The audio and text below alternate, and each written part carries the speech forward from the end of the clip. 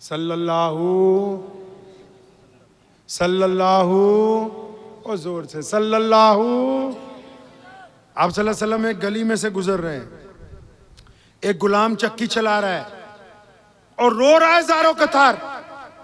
अब नबी अलैहि सलाम रुक गए। गुलाम तो चक्की चलाते हैं, कोई बड़ी बात नहीं, लेकिन क्योंकि चक्की भी चल रही है, ज़ारो कतार रो भी रहा है, तो नबी अलैहि सलाम रुक के पूछते भाई क्यों रो रहा है? तो उसने हैरत से नबी अलैहिस्सलाम की तरफ देखा। वो ऐसा दौर है लोग गुलामों को इंसान नहीं समझते, वो ऐसा दौर है लोग गुलामों को कपड़े नहीं देते, वो ऐसा दौर है गुलामों के पाँव में जूती नहीं पहनाई जाती, वो ऐसा दौर है गुलामों के सर पे कपड़ा लपेटने के लिए नहीं दिया जाता, वो ऐसा दौर है गुलामों को घर के अंदर आने की इजाजत नहीं होती। वो हैरत से देखता है भी ये कौन है जो मुझे पूछ रहे हैं भी रोता क्यों है? तो उसने जब नबी अलैहिस्सलाम की तरफ नूरानी चेहरा देखा तो उसने रोते रोते कहा, जी मैं तो गुलाम हूँ, मेरी तबीयत आज बड़ी ख़राब है, मुझे बुखार चढ़ा हुआ है। लेकिन फिर फरमाया जब बुखार चढ़ा है तो चक्की क्यों चलाता है? तो कहने लगा जी जो मेरा मालिक है ना, उसने पाबंद किया है कि ये इतना आटा पिसना चाहिए, अगर ये नहीं पिसेगा तो सुबह को मेरी पिटाई करेगा। एक तो मैं बीमार हूँ और अगर सुबह को दुर्रे पड़े तो ज़्यादा तकलीफ होगी, उस सुबह वाली तकलीफ से बचने के लिए बुखार के अंदर मैं चक्की चला रहा हूँ। हमारे नबी अलैहिस्सलाम ने ये बात सुनी, वहाँ से तशरीफ़ ले गए। अभी उस गुलाम के जहन में कुछ बातें आई भी नहीं कि इतनी देर में नबी अलैहिस्सलाम वापस तशरीफ़ लाते हैं। एक हाथ में गर्म दूध का प्याला है, दूसरे हाथ में ताज़ा खजूरें हैं। तो उस गुलाम को नबी अलैहिस्सलाम खजूरें खिलाते हैं और उसको दूध पिलाते हैं। उसके बाद क्या हुआ, नबी अलैहिस्सलाम उस गुलाम को कहते हैं कि भाई तुम आराम करो, बिस्तर पे लेट जाओ। वो हैरानी से पूछता है कि अगर मैं लेट गया तो चक्की कौन चलाएगा? आपने कभी कोई ऐसा बंदा देखा अपनी बरादरी में, अपने इलाके में, अपने जानने वालों में कोई ऐसा देखा है जिसने कभी किसी गरीब की रिक्शा को पीछे से पुल के पास धक्का लगाना शुरू किया हो, कार में से उतर के कि इसका रेड़ा ऊपर नहीं चढ़ रहा, मैं चढ़ा दूं? आपने कभी कोई ऐसा देखा है जो किसी पल्लेदार की बोरी को कंधा दे के उसकी सवारी पर चढ़वा दे? यहाँ आओ, नबी अलैहिस्सलाम हैं, उनके हाथ से चक्की छुड़वाई, उसको बिस्तर पर लिटाया और नबी अलैहिस्सलाम उस बंदे की जगह चक्की इसलिए चला रहे हैं कि सुबह को इसको अपने मालिक से दुर्रे न खाने पड़े। और जब ये मामला कई दिन तक चला, अब वो बंदा नबी अलैहिस्सलाम से बार बार पूछता है आप कौन है? नबी अलैहिस्सलाम ने जब बताया मैं मोहम्मद हूँ तो आप सल्लल्लाहु अलैहि वसल्लम से लिपट गया, या रसूलुल्लाह सल्लल्लाहु अलैहि वसल्लम मैं आप पर ईमान लाता हूँ। कौन है बंदा? वो सैयदना बिलाल रज़ियल्लाहु तआला अन्हु की ज़ात गिरामी है। इधर बिलाल मुसलमान हुए और किसी को पता नहीं मक्के में कि बिलाल मुसलमान हो गए। उधर एक दिन क्या हुआ, खाना काबा के बाहर एक दरख्त है, उस दरख्त के साथ अम्मार बिन यासिर रज़ियल्लाहु तआला अन्हु को बांधा हुआ है। अम्मार बिन यासिर रज़ियल्लाहु तआला अन्हु को दरख्त से बांधा है और अबू जहल उनकी पिटाई कर रहा है। क्यों भाई, अम्मार गुलाम है, क्यों मार रहे हो? ये मोहम्मद रसूलुल्लाह सल्लल्लाहु अलैहि वसल्लम का गुलाम बन गया, इसलिए पिटाई करते हैं कि नबी अलैहिस्सलाम की नऊज़ बिल्लाह गुलामी को छोड़ दे। अब जब यह पिटाई का सिलसिला चल रहा था तो अचानक वहां से उमैया गुजरा। जब उमैया वहां से गुजरा तो अबू जहल ने जब उमैया को देखा तो उस दौर में रवाज था कि मालिक के पीछे पीछे गुलाम चलते थे। तो उमैया को अबू जहल ने कहा कि ये जो तुम्हारा गुलाम है ना बिलाल, ये जो तुम्हारा गुलाम है ना ये बिलाल, यार इसको बोलो ये दुर्रे मारे। भाई ये जितने रजाकार हैं बैठ जाओ। ए बच्चों, ये जो बीच में चले जा रहे हैं बैठ जाओ, अभी कोई पानी की भी जरूरत नहीं, कोई गर्मी इतनी नहीं पड़ रही है, आप लोग भी बैठ जाइए इत्मीनान से। जिस काम के लिए खान साहब ने मुझे बुलाया पहले वो बात सुन लो, बाकी बाद में खाना पीना हो जाएगा, बैठ जाओ। तो चुनांचे अबू जहल ने उमैया से कहा कि तुम्हारा गुलाम है ना बिलाल, इसको बोलो अम्मार बिन यासिर को मारे। अब अम्मार बिन यासिर और बिलाल रज़ियल्लाहु तआला अन्हु रोजाना रात को दारे अरकम में नबी अलैहिस्सलाम के साथ इकट्ठे नमाज पढ़ते हैं। अबू जहल को पता लग गया अम्मार बिन यासिर ईमान वाला है, क्योंकि उनकी वालिदा सैयदना सुमैया को अबू जहल ने शहीद किया, क्योंकि उनके वालिद सैयदना यासिर को अबू जहल ने मारा, इसलिए अम्मार की बारी आई हुई है। लेकिन अब जब ये मसला पड़ा, अब बिलाल गुजर रहे हैं, तो उमैया ने बिलाल को कहा कि जिस तरह अबू जहल कहता है तुम करो। अब सैयदना अम्मार बिन यासिर रज़ियल्लाहु ताला अन्हु फरमाते हैं, मैंने आंखों ही आंखों में बिलाल रज़ियल्लाहु ताला अन्हु को कहा इशारा करके, ओ यार बिलाल 2-4 दुर्रे मार देना। मेरा मकसद ये था कि बिलाल का राज ना फाश हो जाए, इनको बिलाल के बारे में ना पता लग जाए। तो चुनांचे क्या हुआ, बिलाल रज़ियल्लाहु ताला अन्हु को उमैया ने कहा मारो अम्मार बिन यासिर को। अब बिलाल आगे बढ़े, अबू जहल को भी नहीं पता बिलाल मुसलमान है, उमैया को भी नहीं पता बिलाल भी मुसलमान है। बिलाल रज़ियल्लाहु ने दुर्रा उठाया, अम्मार बिन यासिर की आंखों में झांका, तेज तेज दुर्रा घुमाने लगे। अचानक पूरी ताकत से पलटे और वो दुर्रा उठा के अबू जहल की तरफ फेंका। फरमाया तू क्या समझता है, अम्मार अकेला है, मैं बिलाल भी तो मुहम्मदुर रसूलुल्लाह का गुलाम हूं। अब फिर जो बिलाल पे गुजरी, पूछ लेना कभी बैठ के अपने मुहद्दिसीन से, फिर जो बिलाल पे गुजरी है ना, जुल्म के पहाड़ तोड़ दिए गए सैयदना बिलाल रज़ियल्लाहु ताला अन्हु पे। लेकिन इन पहाड़ों के दरमियान एक शाम ऐसी आई जब बिलाल रज़ियल्लाहु अन्हु रोजाना मार खा के घर पहुंचते थे।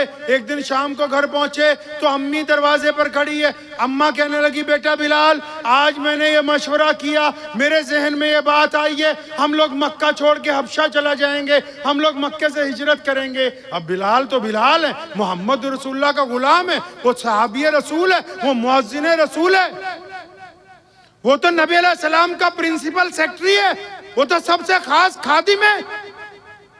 अपनी अम्मा की बात सुनी ना, दोनों कंधों से पकड़ा प्यार से, अम्मी सच्ची सच्ची बता, ये जो बातें तू कर रही है ना, ये तेरी नहीं है, मैं तुझे जानता हूं, तेरी कोख से पैदा हुआ हूं, ये बातें तेरी नहीं है। हिजरत तो तब होगी जब पैसे होंगे, हिजरत तब होगी जब सवारी होगी, हिजरत तब होगी कि आगे कोई जानने वाला हो। हमारे पास तो कुछ भी नहीं, यहाँ तो अपना घर भी नहीं है, एक झोंपड़ी है। तो अम्मा जो है, क्योंकि बच्चे ने जब पूछा मोहब्बत से, अम्मा कहने लगी बिलाल तुझे पता है आज क्या हुआ? अम्मा क्या हुआ? आज अबू जहल हमारे घर आया था। अब बिलाल झूम गए खुशी से, अच्छा अम्मा वो मक्के का सबसे बड़ा बादशाह, वो हमारी चौखट पे, हमारी दहलीज पे? अम्मा कहने लगी हाँ, उमैया भी था साथ में, उतबा भी था, वलीद भी था। अम्मा सारे बड़े बड़े रईस आए। अच्छा अम्मा क्या हुआ? धमकी दे के गए? अम्मा कहने लगी नहीं नहीं, उन्होंने आज धमकी नहीं दी, उन्होंने तो आके मुझसे गुजारिश की है कि तेरा बेटा सुबह को निकलता है, गली कूचों के अंदर आहदुन की सदाएं लगाता है, मोहम्मद रसूलुल्लाह सल्लल्लाहु अलैहि वसल्लम जिंदाबाद के नारे लगाता है। हम थक गए, इसकी छाती पर पत्थर रखे गए, इसको तपते हुए अंगारों पर लिटाया गया, हमने इसके गले में रस्सी डाल के गली कूचों में खींचा। ये इतनी मजबूत जान है कि टस से मस नहीं होता। तू इसकी माँ है ना, हम तेरे से गुजारिश करने आए हैं, खुदा के लिए इसको लेके मक्के से कहीं चली जा। हम तो इसकी आवाजें सुनते सुनते तंग हो गए। अब माँ को तो ऐसे पकड़ा ही हुआ था ना, कहने लगे अम्मा जी अल्लाह अकबर, खुदा की कसम हम कामयाब हो गए। बेटा कैसे कामयाब हो गए? अम्मा ये बड़े बड़े लोगों का बिलाल की चौखट पे आने का मतलब ये है कि इन्होंने मोहम्मद रसूलुल्लाह सल्लल्लाहु अलैहि वसल्लम के दीन के वजूद को तस्लीम कर लिया है। अल्लाह के नबी अलैहिस्सलाम खाना काबा में गए और अब अल्लाह का हुक्म आ चुका है कि तैयारी करो, मक्का छोड़ो, मदीना पहुंचो। तो उस्मान बिन तला को कहा यार जरा बैतुल्लाह की चाबी देना, मैंने 2 नफिल नमाज पढ़ने। तो उस्मान बिन तला ने आगे से नाजेबा बात कही, कहने लगे अगर कुरैश का बच्चा भी आ जाए तो मैं चाबी दे दूंगा, आपको नहीं दूंगा। तो प्यारे नबी अलैहिस्सलाम ने ये नहीं कहा कि अच्छा मैं कुरैश में से हूं, ये नहीं कहा कि ये बैतुल्लाह मेरे अब्बा ने बनवाया है, ये नहीं कहा मेरे दादा की मलकियत है, हम नस्ल दर नस्ल इस जगह के मालिक हैं। बैतुल्लाह किसने बनाया भाई? नबी अलैहिस्सलाम के दादा नबी कौन? अरे दुरूशी पढ़िए, अल्लाहुम्मा सल्ली अला मुहम्मद वाला आली मोहम्मद कमा सल्लैता अला, अरे जोर से, अला इब्राहिम, नबी अलैहिस्सलाम के दादा नबी जिनका जिक्र नमाज में करते हैं पांचों टाइम हम। अल्लाह के नबी अलैहिस्सलाम को इब्राहिम अलैहिस्सलाम ने अल्लाह से मांगा है कि खातिमुन नबिय्यीन तो आएंगे, रहमतुल लिल आलमीन तो आएंगे, लेकिन या अल्लाह मैं चाहता हूं कि मेरी औलाद में से हो और इस घर को आबाद करें। वो उनके हाथ से बनाया हुआ घर, उनके बाप दादा की जायदाद के ऊपर बना हुआ घर, उनकी मलकियत का घर, उनके बड़ों का बनाया हुआ घर, और उनके हकीकी दादा जनाब अब्दुल मुत्तलिब उस घर के मुतवल्ली। फिर भी चाबी बरदार को ये नहीं कहते कि हम मालिक हैं, नहीं नहीं, अपना हाथ उठाया, उसके कंधे पे 2 थपकी मारी, फरमाया इब्ने तलहा याद कर ले, एक दिन आएगा ये चाबी हमने तेरे से वापस ले ली है। एतमाद देखें नबी अलैहिस्सलाम का, जो इंसानों को समझा रहे हैं, उम्मत को जो सबक दे रहे हैं। ये थोड़ी कहा कि तू मेरा जानने वाला है, हमारे बचपन का जानने वाला है, हमारा मोहल्लेदार है, नहीं। फरमाया इब्ने तलहा फिर क्या बात हुई, एक वक्त आएगा, उम्मत को ये समझा दिया कि जिन चीजों तक हसूल नहीं है इतनी मेहनत करो कि एक दिन वो तमाम की तमाम चीजें तुम्हारे दरवाजे के ऊपर होनी चाहिए। अब नबी अलैहिस्सलाम चल पड़े वहां से। कहां से निकले? खाने काबा से निकले। अब जब निकले दोपहर का वक्त है, हज़रत अबू बकर सिद्दीक रज़ियल्लाहु ताला उनको साथ लिया, चल पड़े मक्कातुल मुकर्रमा की तरफ। अब जैसे ही मक्के की तरफ चले हैं ना, तो खाना काबा में मीटिंग बुला ली गई अबू जहल ने और मक्के के सारे बड़े बड़े लोगों ने कि नऊज़ुबिल्लाह मोहम्मद सल्लल्लाहु अलैहि वसल्लम हमारे हाथ से निकल गए, हमारे हाथ से निकल गए, वो उनको पकड़ो। तो चारों तरफ घोड़सवार दौड़ाए। अब एक दिन गुजर गया, दूसरा गुजरा, तीसरा गुजरा, लेकिन सारे इस बात पर इत्तेफाक करते हैं कि नबी अलैहिस्सलाम मक्के से बाहर नहीं गए, लेकिन कहां है ये पता नहीं लग रहा। अचानक एक जासूस आया, उसने आके अबू जहल को कहा कि ये तो अब भी नहीं पता कि मोहम्मद सल्लल्लाहु अलैहि वसल्लम कहाँ हैं, लेकिन जो उनको खाना देने जाता है, जो उनको पानी देने चाहता है, उसका पता लग गया। उसका पता लग गया कौन है जो नबी अलैहिस्सलाम को खाना पानी पहुंचाता है, लेकिन उनका सुराग फिर भी नहीं लग रहा। अबू जहल उठ के खड़ा हुआ, कौन है भाई मक्के में जो मोहम्मद रसूलुल्लाह सल्लल्लाहु अलैहि वसल्लम को पानी और उनको खाना पहुंचाता है? कहने लगा, जो अबू बकर सिद्दीक रज़ियल्लाहु ताला अन्हु की बेटी है ना, अस्मा बिन्ते अबू बकर, 19-20 साल की लड़की है। सैयदना अबू बकर सिद्दीक की फरमाया अस्मा जाती है। अब अबू जहल तो बच्चों को जानता था, सीधा अबू बकर सिद्दीक रज़ियल्लाहु अन्हु की कोठी पे पहुंचा, हवेली का दरवाजा खटखटाया। इत्तफाक से सैयदना अस्मा बिन्ते अबू बकर रज़ियल्लाहु ताला अन्हा ने दरवाजा खोला। अब जैसे ही अबू जहल ने उनको देखा, इतनी जोर से ज़रब मारी है कि अस्मा जब गिरी है पत्थर के ऊपर, एक कान फट गया, खून निकलने लगा। अबू जहल उनको डंडे से मार रहा है। पीछे से एक बंदा आया, उसने अबू जहल के कान में कहा कि अबू जहल, ये अबू बकर सिद्दीक की शहजादी है, घरचे वो मुसलमान हो गया, बाकी कबीला मक्के में ही रहता है, अगर ये तेरे हाथ से मारी गई अभी नई लड़ाई शुरू हो जाएगी, यहाँ इतना मत मार कि हलाक हो जाए। अब अबू जहल रुक गया। सैयदना अस्मा बिन्ते अबू बकर रज़ियल्लाहु अन्हा उठ के खड़ी हुई। अबू जहल ने जो उनसे पूछा है और उन्होंने जो कहा, ये बात आपको बतानी है। अबू जहल ने उनसे पूछा, अस्मा, तेरे अबू बकर सिद्दीक कहां लेके गए मोहम्मद सल्लल्लाहु अलैहि वसल्लम को? कहां छुपाया है, कहां रखा है, कहां खाना देने जाती हो? अब सैयदना अस्मा रज़ियल्लाहु ताला अन्हा अपने आप से फतवा ले रही हैं। किससे फतवा ले रही हैं जी? अरे बोलते रहो, इन सबको इसीलिए साथ में बिठाया, मैं भी आपके इसीलिए करीब आया हूं। किससे फतवा ले रही हैं? अपने आप से। किससे जी? आप भी तो फतवा लेने जाते हो ना मुफ्तियों से कि जी इमाम को निकालना है, जरा फतवा चाहिए, कि जी सदर साहब को उतारना है, फतवा चाहिए, है जी, अपने सके भाई को जलील करना है, फतवा चाहिए, अपने पड़ोसी की बेइज्जती करनी है, फतवा चाहिए। हम तो कौन से फतवे मांगते हैं? ये वाले ना, कि कुछ और फतवे मांगते हैं? हमारा तो मुद्दा एक खास बंदा होता है और सवाल हमारे मुताबिक होते हैं, ताकि उस शख्सियत को, उस बंदे को, उस फर्द को किस तरह बदनाम किया जाए, हम इसलिए फतवा मांगते हैं। अस्मा बिन्ते अबू बकर रज़ियल्लाहु ताला ने अपने आप से फतवा पूछा। क्या कहती है अपने आप को? अस्मा भूल गई नबी अलैहिस्सलाम ने कितनी बार कहा, ए बच्चों, ए मेरे दीन की बेटियों, ए दीन इस्लाम के बच्चों, याद रखो मेरी शरीयत में झूठ बोलना हराम है।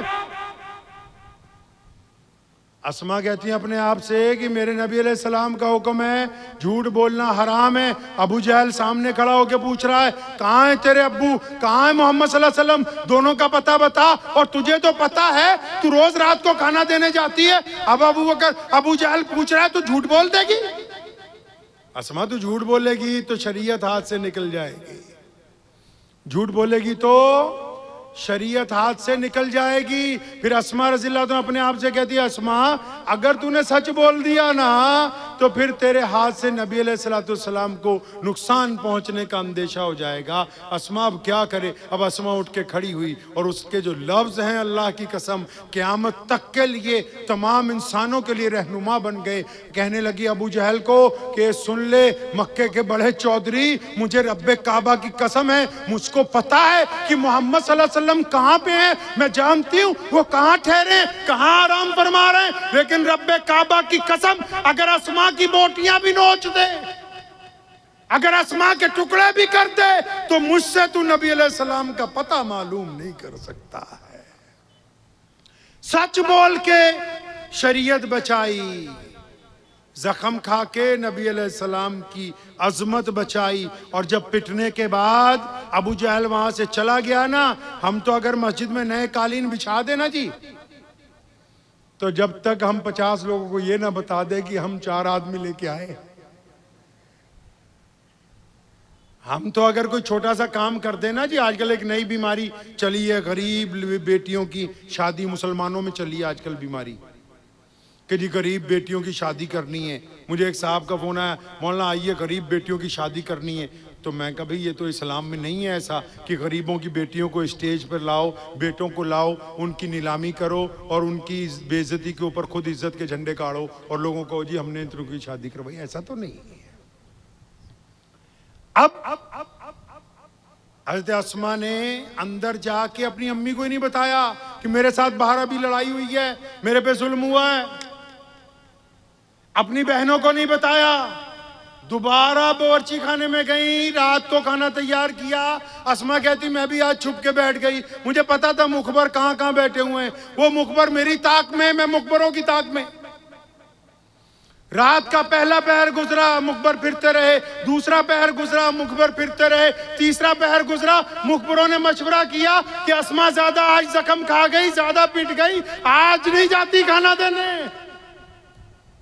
अब जब वो मुखबर हटे, वो अपने घर आराम करने गए, तो रात के तीसरे पहर अबू बकर सिद्दीक की बिटिया नबी अलैहिस्सलाम के पास गार में पहुंची है। सैयदना अबू बकर सिद्दीक ने जब देखा बेटी के सर के ऊपर रुपट्टा कस के बंधा हुआ है और वहां से खून के छींटे पूरे जिस्म के ऊपर नजर आ रहे हैं, कपड़े गर्द आलूदा हैं, उन्होंने पूछा ए बिटिया क्या हुआ, चोट लग गई? बेटी ये नहीं कहती कि अब्बा जी मुझे मारा। अबू जहल ने नहीं, कहने लगी अब्बा जी खाना देर से हो गया, आप दस्तरखान लगा नबी अलैहिस्सलाम के सामने खाना रखे। इश्क ऐसे होता है, जिनादा इश्क सादिक है वो कद फरियाद कर दे हन, लबाते मोहरे खामोशी है दिलाज याद कर दे हन। वो जो जरा जरा सी बात पर इजहार चाहते हैं, जरा सी खिदमत के ऊपर अपना नाम चाहते हैं, वो इश्क नहीं है, वो कोई और ही बीमारी है, वो हुब्बे जा की बीमारी है, वो तकब्बुर की बीमारी है।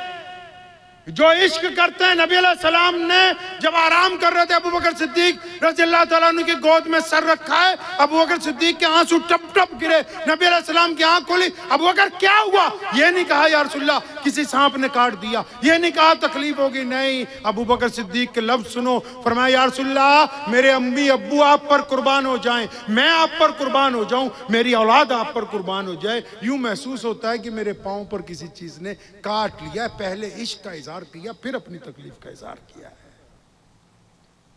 इश्क के आदाब नबी अलैहिस्सलाम के साथ ये जो जमात है सहाबा इकराम रज़ियल्लाहु तआला अजमईन की मजबूत जमात, उनसे सीखने पड़ते भी इश्क के आदाब कैसे होते हैं। अभी एक मौलाना साहब का मैं वाक्या पढ़ रहा था, मुफ्ती तकी उस्मानी साहब या कोई और बड़े आलिम, उन्होंने शायद तराशे में या किसी और किताब में, मुझे नाम याद नहीं आ रहा, लिखते हैं कि मैं रोज सोचता था कि मैं सहाबा के दौर में पैदा होता मैं सहाबा के दौर में पैदा होता, काश मैं भी नबी अलैहिस्सलाम के साथ होता, हमें भी यह मौका मिलता। कहते मैं रोज यही सोचता रहता था, दुआ भी करता था, या अल्लाह काश हम भी उस दौर में पैदा होते। फरमाया एक दिन रात को ख्वाब में क्या देखता हूँ कि नबी अलैहिस्सलाम एक गाड़ी में तशरीफ फरमाए और तमाम सहाबा भी मौजूद हैं, अबू बकर सिद्दीक चला रहे हैं, मैं सबसे पीछे बैठा हूँ। तो एक चढ़ाई चढ़ रहे हैं, तो अचानक क्या हुआ, गाड़ी खराब हुई, तो ब्रेक नहीं लग रहे, गाड़ी पीछे को जा रही है। तो सबसे पिछला दरवाजा खोल के कहते हैं कि मैं भागा, मैं जवान आदमी था, मैंने सोचा कि 10-20 किलो का कोई पत्थर उठा के लाता हूं, गाड़ी के टायर के नीचे दूंगा ताकि गाड़ी रुक जाए, नबी अलैहिस्सलाम की हिफाजत हो। कहने लगे मैं गया, जब पत्थर उठाया, ख्वाब बता रहा अपना कि जब पत्थर उठाया, दौड़ के जब वापस पहुंचा, देखा गाड़ी तो पीछे आ ही नहीं रही, गाड़ी तो अपनी जगह ही खड़ी है। तो मैं बड़ा हैरान हुआ, क्या गाड़ी को ब्रेक लग गए? तो जब मैंने देखा अंदर भी कोई नहीं, तो कहते जब मैं नीचे देखता हूं तो जितने सहाबा गाड़ी में थे उन्होंने अपने सर गाड़ी के टायरों के नीचे रखे हुए थे कि मुबादा ये गाड़ी पीछे नहीं जानी चाहिए। तो वो मौलाना फरमाते हैं मैंने उठा, 2 नफिल तौबा पढ़े, इस्तगफार की कि इश्क के जिस मुकाम पर जिनको रजी अल्लाह अन्हु का लक़ब दे दिया गया, वो जिस मुकाम पर है इश्क के, वो जिस अंदाज से इश्क करते थे, वो जिस अंदाज से अपने नबी अलैहिस्सलाम के साथ चलते थे, सोचते थे, हम तो अभी उसका एक रत्ती के बराबर भी नहीं पहुंच सकते हैं। अब नबी अलैहिस्सलाम मदीनतुल मुनव्वरा में है ना, जब आप अलैहिस्सलाम जब हिजरत करके मदीना मुनव्वरा चले गए, तो दरमियान के वाकयात में छोड़ रहा हूं, बस ये बताना चाहता हूं कि वहां से एक दिन ऐसा आया 10 साल बाद कि नबी अलैहिस्सलाम वापस आए मक्के को फतेह करने के लिए। रमजानुल मुबारक का मुकद्दस महीना है, अब नबी अलैहिस्सलाम चले जा रहे हैं, साथ में सहाबा इकराम का लश्कर है, सबसे आगे खालिद बिन वलीद रज़ियल्लाहु तआला अन्हु है, और नबी अलैहिस्सलाम का रदीफ एक बच्चा है उन दिनों, वो उछल रहा है, नबी अलैहिस्सलाम उसको बिठाते हैं। किसी ने नारा मारा कि आज बदले का दिन है, नबी अलैहिस्सलाम ने डांटा, फरमाया नहीं, आज माफ करने का दिन है। लोग कहते हैं ना इस्लाम इखलाक से फैला है, सुना है आपने? अरे भाई सुना है कि नहीं? लेकिन इखलाक के भी आदाब होते हैं। इखलाक ताकतवर के आगे नहीं दिखाया जाता, इखलाक ताकतवर बन के दिखाया जाता है। जब आप ताकत में हैं, कोई गरीब रिक्शा वाला आपसे मिल रहा है, आप बदतमीजी कर रहे हैं, कोई अमीर आदमी मिल रहा है तो आप मोहब्बत से पेश आ रहे हैं, इसका मतलब इखलाक नहीं है। आप अपने से कमजोर के साथ कैसे मिलते हैं? नबी अलैहिस्सलाम जब पावर में आए, मक्का फतेह किया, तो जिनसे बदले लेने थे उनको भी माफ कर दिया। अबू बकर सिद्दीक फरमाते हैं कि एक ऐसा मौका आया, मेरी आंखों में आंसू आ गए। क्यों? नबी अलैहिस्सलाम ने फरमाया अबू बकर, उमर बिन खत्ताब सुनो, वो अबू जहल का बेटा आ रहा है।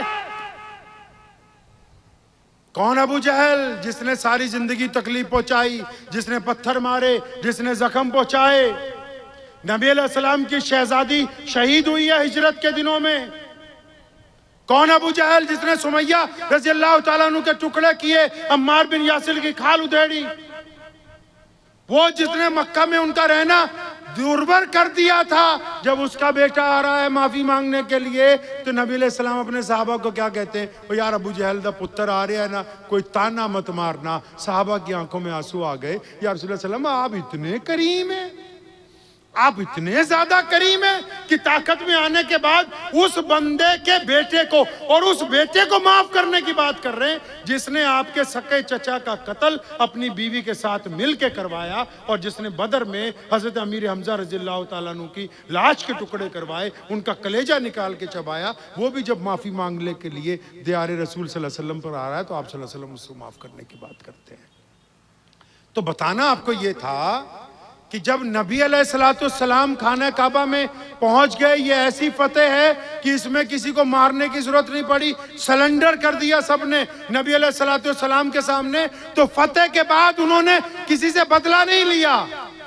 लेकिन इस मौके पर एक ऐसा वाकया पेश आया कि अजान का जब वक्त हुआ, तो आप सल्लल्लाहु अलैहि वसल्लम ने चारों तरफ देखा, अब सारे तो शहजादे आगे खड़े हैं, कौन? सैयदना अबू बकर सिद्दीक रज़ियल्लाहु तआला अन्हु हैं, सैयदना उमर बिन खत्ताब रज़ियल्लाहु तआला अन्हु हैं, सैयदना उस्मान रज़ियल्लाहु तआला अन्हु, मौला अली करमुल्लाह वजहू रज़ियल्लाहु तआला अन्हु, और अबू ज़र गफ़ारी फ़ुक़राए सहाबा में सबसे जय्यद हैं सैयदना अबू अय्यूब अंसारी रज़ियल्लाहु तआला अन्हु मौजूद हैं, सैयदना शर्जील बिन हसना रज़ियल्लाहु तआला अन्हु उस वक्त मौजूद हैं, मुसलमानों का अव्वलीन जर्नैल खालिद बिन वलीद रज़ियल्लाहु तआला अन्हु वहाँ मौजूद हैं, नबी अलैहिस्सलाम के चचा हज़रत अब्बास रज़ियल्लाहु तआला अन्हु वहाँ पर मौजूद हैं, बड़े बड़े सैयदना अबू उबैदा बिन जर्राह अमीनुल उम्मत हैं, वो वहाँ पर मौजूद हैं, बड़े बड़े ऐसे शहजादे अब्दुर्रहमान बिन औफ जैसे अरबपति लोग मौजूद हैं। अब नबी अलैहिस्सलाम ने चारों तरफ देखा, ओए किथे साडा बिलाल? बिलाल कौन है भाई? बिलाल गुलाम है, बिलाल काला है, बिलाल हबशी है, बिलाल के पैरों में जूती नहीं। फरमाया बिलाल कहाँ है? या रसूलल्लाह वो तो सबसे पीछे, बुलाओ। किस काम के लिए? वो आजान देनी है। एक साहबी ने कान में कहा, या रसूलल्लाह आज मक्का फतेह हुआ, कुरैश की रही सही भी खत्म हो गई, अगर एक गुलाम चढ़ के आजान देगा तो शायद इनकी जो थोड़ी बहुत बची है वो भी खत्म हो जाएगी। नबी अलैहिस्सलाम को गुस्सा आया, फरमाया आज तो ये बात कह दी, आइंदा ना मैं सुन लूँ, मैं आ गया हूँ, आज के बाद कोई गोरा किसी काले पे फौकियत नहीं हासिल कर सकता, कोई अजमी किसी अरबी पर नहीं, कोई अमीर किसी गरीब पर नहीं, मेरा दीन आ गया, सारे के सारे बराबर कर दिए गए।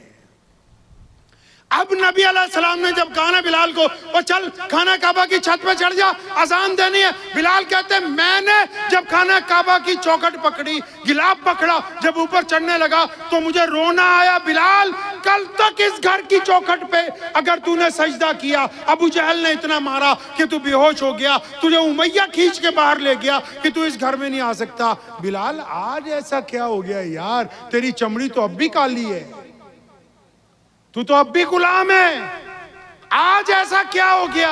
ये सारे नीचे खड़े, तू खाना काबा की छत पे। फरमाते हैं कि मैंने ज्यादा देर नहीं लगाई, फौरन नबी अलैहिस्सलाम की तरफ देखा और अपने आप को कहा, बिलाल ये जो काली कमली वाले के साथ तेरी वफादारी है ना, किसके साथ भाई? नबी अलैहिस्सलाम से जो तेरी वफादारी है ना, ये उसका नतीजा है कि तू आज बैतुल्लाह की छत पे चढ़ रहा है। ये मुफ्ती अम्माद खान साहब, ये जितने मौलवी है, जितने आप, ये हम जो सब यहाँ बैठे हुए हैं, ये जो दीन चल रहा है इसमें मेरा और आपका कोई कमाल नहीं, हमारी जो मुहम्मदुर रसूलुल्लाह सल्लल्लाहु अलैहि वसल्लम से वफादारी है ना, ये उस वफादारी का इनाम है कि आज हम बैठ के नबी अलैहिस्सलाम की बात कर रहे हैं। ये उस वफादारी का इनाम है, हमारा कोई कमाल नहीं। अब बिलाल जब चढ़े ना ऊपर, अब वो तो फतवे वाली बात आपको पता ही है, आप लोग फतवे पे फतवा लेते ही रहते हो माशाल्लाह। अब जब बिलाल खाना काबा की छत पे चढ़े ना, तो वो अपने आप से फतवा ले रहे हैं। बिलाल मदीने में मक्के की तरफ मुंह करके अजान दी, बदर में भी मक्के की तरफ मुंह करके अजान दी, ओहद में भी मक्के की तरफ मुंह करके अजान दी। बिलाल रात खैमों में थे तब भी खाना काबा की तरफ मुंह करके अजान दी। ए मोहम्मद सल्लल्लाहु अलैहि वसल्लम ने तो काबे की छत पे चढ़ा दिया भाई, कैसे अजान दूं? काबा कहाँ है? वो भी नबी अलैहिस्सलाम का तरबियत याफ्ता है, एक मिनट के लिए नहीं रुके, एक उंगली कान में दी, अपना चेहरा शहादत वाली उंगली खाना काबा के सहन में, जिस मुकाम पर नबी अलैहिस्सलाम खड़े हैं उस तरफ मुंह करके अजान देने लगे, ताकि सारी दुनिया के मुसलमानों को ये बता दें कि काबे का अगर कोई काबा है तो वो मुहम्मदुर रसूलुल्लाह सल्लल्लाहु अलैहि वसल्लम के साथ। अब नबी अलैहिस्सलाम के दिल में अल्लाह ने डाल दी, वो चल पड़े, जब अजान होने लगी चल पड़े। अब बिलाल ने देखा काबा तो चलने लगा, अब बिलाल भी घूमते जाते हैं। क्यों? क्योंकि यहाँ के हमीदपुर के मुसलमानों को बताना है, मऊ के मुसलमानों को बताना है, भारत के मुसलमानों को बताना है, पूरी दुनिया के मुसलमानों को बताना है कि नबी अलैहिस्सलाम अल्लाह के आखिरी नबी बन के आए हैं, नबी अलैहिस्सलाम तमाम अंबिया के सरदार बन के आए हैं, नबी अलैहिस्सलाम के बाद अब क़यामत आने वाली, कोई नबी नहीं आने वाला। बिलाल इसलिए नबी अलैहिस्सलाम के पीछे पीछे चलता है ताकि हम सबको बता दे कि तुम्हारे दौर में जितने मर्जी झूठे नबी आ जाएं, तुमको चलना उसी तरफ है जिस तरफ मोहम्मद रसूलुल्लाह गए, उसी तरफ चलना है। और पता है आपको पता है कि उस रात क्या हुआ जब नबी अलैहिस्सलाम ने मक्कातुल मुकर्रमा फतेह किया? पता है आपको ये बात? पता है कुछ ऐसा?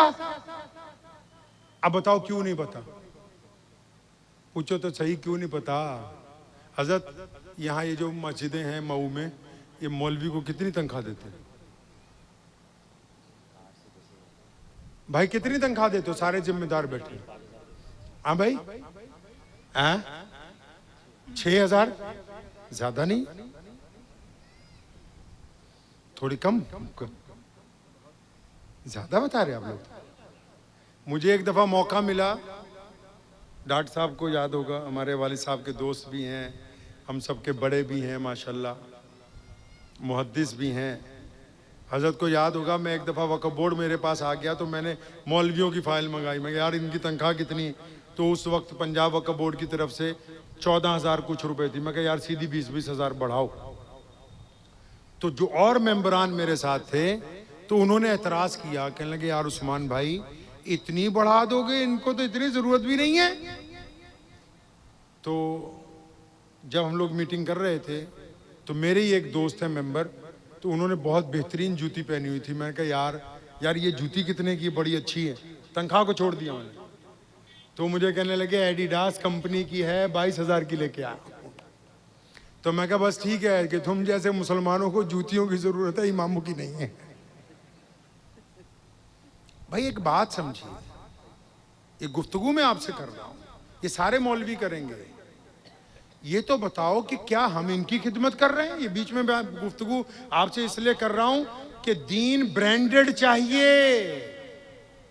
ये तो हमने सस्ता सौदा समझ लिया यहाँ यूपी में कि यार बस कुछ ना हो तो इल्जाम लगा दो किसी पर कि जी फलां बंदा जो है वो नहीं हमें कुछ करने दे रहा। दर हकीकत जो इल्जाम लगाने वाले हैं वो खुद कौम का कुछ नहीं कर रहे। जो सस्ता सौदा मिल गया ना जी, बस उठा के इल्जाम लगा दो किसी पर भी, खुद कुछ ना करना पड़े।